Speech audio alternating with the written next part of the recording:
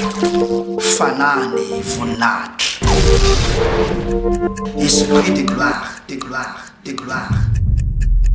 Hampiananao amin'ny enatra sy ny latsy, hametrakanao eo amin'ny voninahitra. Ary maro amin'izay matory ao amin'ny vovoky ny tany no ifoa. Ny sasany ho amin'ny fiainana mandrakizay, ary ny sasany ho amin'ny enatra sy ny latsa mandrakizay. Daniel 2:24. Torlalana ho amin'ny famonjena, fanasotranana, fivoahany demonia, kasiky ny ositra mahery vaika malova tantaram-piainana. Totosay lehilahy n'Andriamanitra Isidore Andria. Fanany voninahitra, esprit de gloire.